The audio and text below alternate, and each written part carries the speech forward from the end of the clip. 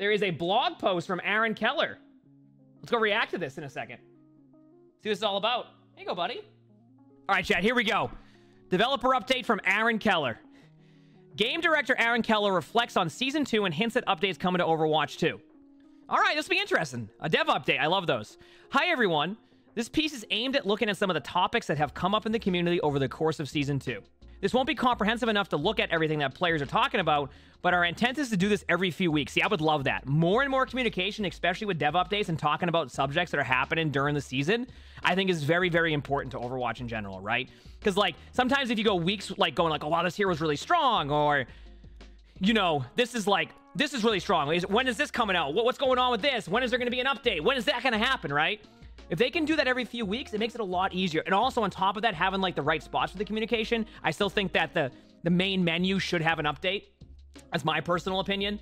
You should be able to, like, have, like, an update in the main menu that lets you know there's a new blog post or, like, a new tweet, things like that, to where players, both on console and PC, can see that news and have a little bit more and understand where the news is at. So I would like to see that. So we will be able to start diving into smaller topics as we go. Also, the goal here is to keep you up to date on what we're thinking and planning, as I was saying that, but not necessarily to be the source for all the reasoning and detail behind those decisions. So let's get to it. The new ranked mode suffered from poor comprehension. There was confusion around players' real rank and how that translated to their skill level, difficulty forming groups with friends, and a negative impression of the matchmaker when players of different ranks were put in the same match. This is the hidden MMR. The thing is that there's two different MMRs. There's the one that you see and then the one that the game has, which is how they matchmake. So let's say that you're plat 2, but someone's in diamond. You might also be diamond or vice versa, and it has your MMR there, so it's not showing quite what they want to see, right? So that's kind of what they're referencing here, especially with forming a group with friends. Like, sometimes your friend might have a really high MMR, but the same like rank, but you can't form a group because it has them in a different rank based off of that. We'll be implementing some changes in Season 3 and quite a few more in Season 4, all aimed at creating more clarity in the system. More details on short-term changes and long-term vision will be coming soon. TM. I love how they added the soon TM. For anybody wondering, like, the reference or, like, the meme behind soon TM is that a lot of the time, like, especially with, like, some of their games, they would say soon, and then they would add TM because they would always say soon, and then you have no idea if that was 1 week or 9 months or 10 months or 11 months. It was always just soon. So, I definitely think releasing that information and showing more of that information is super important. We've gotten feedback from players that the game doesn't feel rewarded enough to play, and that players can't earn the items they want in a short enough period of time.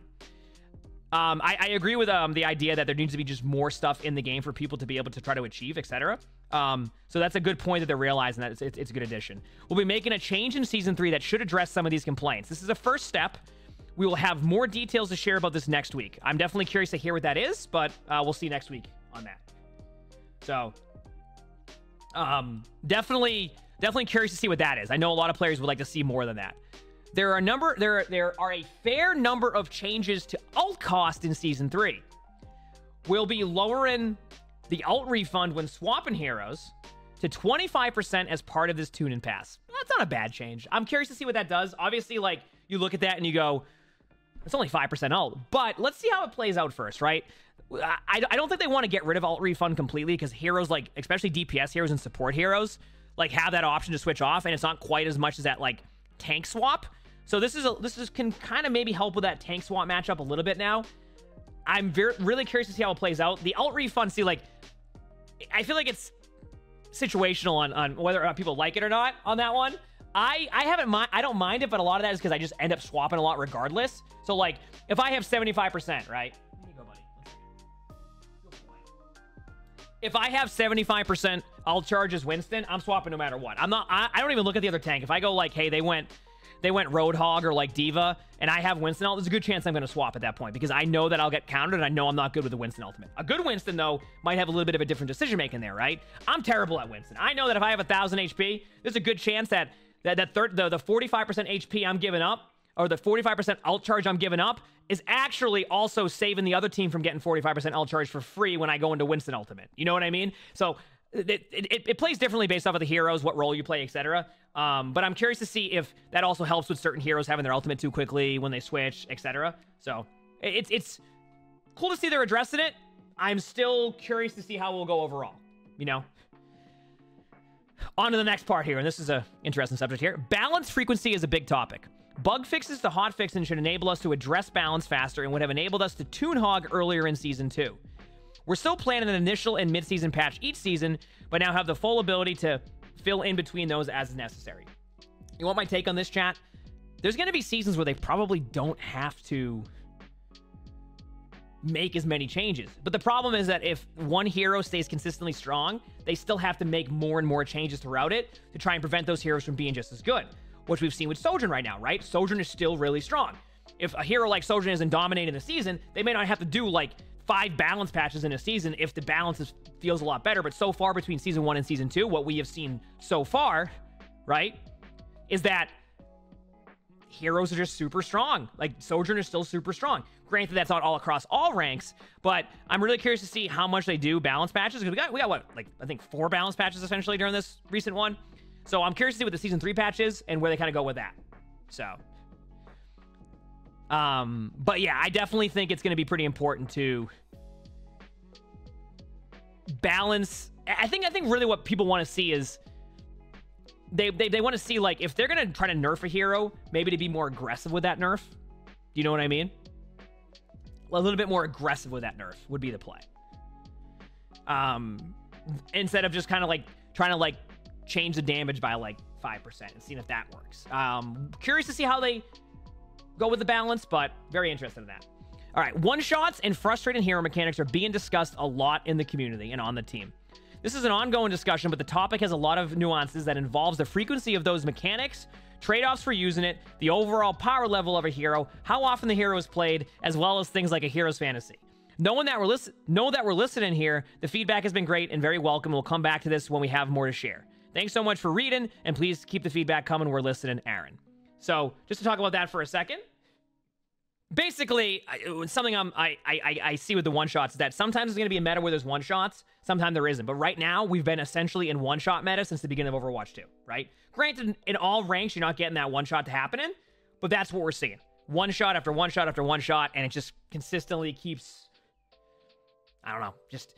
I think they're going to look into one-shots. Whether or not they make changes to that one-shot is going to be the important part, right? So, I think at this point... It's a wait and see what they do with that, because there's been a lot of discussion about, like, Mercy, a lot of discussion about Discord Orb. You know, can they change certain of the abilities to make it so one-shots don't happen, because they can then nerf heroes? It's been a whole discussion about it, and I think it's something that will probably continue to be talked about if a one-shot meta stays one-shot. But let's say Sojourn gets nerfed and Widow doesn't have as much value in a team comp, that discussion about one-shots might shift a little bit, because you're not seeing one-shots happen a ton. But right now, one-shots have become an issue. Whether it's been on Roadhog, right? Roadhog got changed a little bit. Sojourn can one-shot when damage boosted.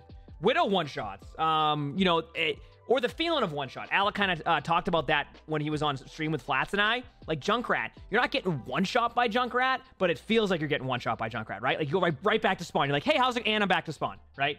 So I think they're kind of looking at that experience across the board because they want to make the... Oh, yeah, Hanzo, too. Good call. They want to make that experience for everybody across the board feel a lot better and play a lot better. And I think that's why they're starting to have that discussion more, is like, what can they change or look at to make it so the experience that you're having against another hero doesn't feel like you're just going back to spawn immediately. They want to probably keep the idea of like Widow in the game and Widow playing well, and they want to keep a lot of what they have in the game, but they want to probably find ways that can make it a little bit better or feel like you're not constantly one-shot or have only a few heroes have that capability. But that's going to be a discussion I'm sure we'll see later into Overwatch 2. We're already seeing it now, but I'm really curious to see what the Season 3 balance changes are. One thing I will say, if they start doing updates like this consistently throughout a few weeks, like they said, I would love to see this, because this type of communication allows for people to know what is happening with the game, where the thought process is, things they might be working on, things they might not be working on, etc. And I like to see that. And I think that should be something that they have consistently. Having that good communication is really, really key. I still think, one more thing, and I talked about it at the beginning, I really think they should put news, whether it's, I mean, we can go from anything, whether it's blog posts, tweets, drops, etc., on the front page of the menu. So that way people on both PC and console know. Because you can see it on, well, no, because you can see it on Battle.net, for example, right? But not a lot of players, you know, like on console, I don't think you can see that. You don't see Battle.net. So you don't know if there's news unless you go and check the socials completely. So I think having that option in the menus to kind of showcase everything that they're doing would be really cool. So that way a lot of people can see these type of blog posts. But yeah, that's my take. That's my take. Good post. I'm happy to see it. Yeah, I'm pretty happy with that. So I'm just happy they're starting to do more and more of that communication.